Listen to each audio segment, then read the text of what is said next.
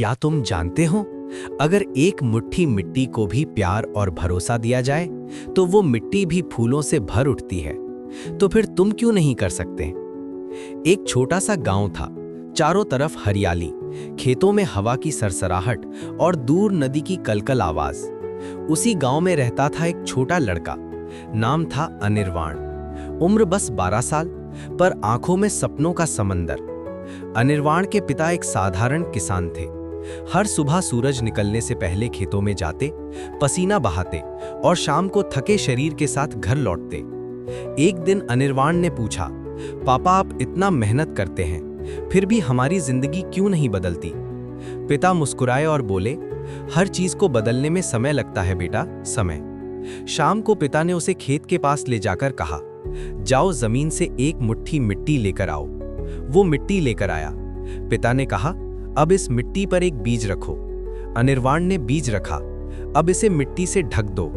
अनिर्वाण बोला, पापा इस एक मुट्ठी मिट्टी में क्या कोई पौधा उगेगा?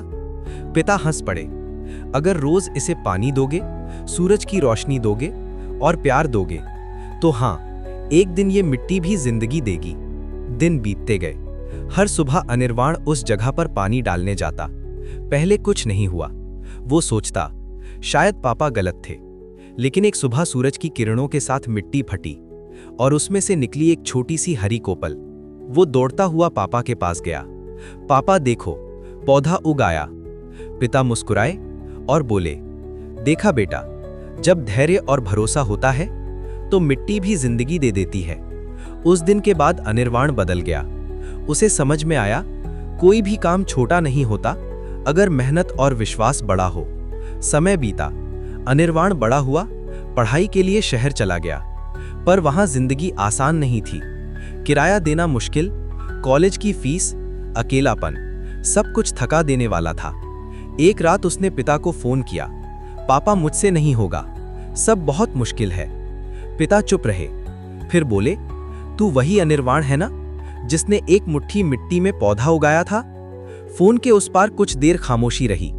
फिर पिता ने कहा, जिंदगी भी मिट्टी जैसी है बेटा, कभी सूख जाती है, लेकिन अगर भरोसा रखो तो फिर से हरी हो जाती है। उस दिन के बाद अनिर्वाण ने हार नहीं मानी। वो दिन में पढ़ता, रात में काम करता।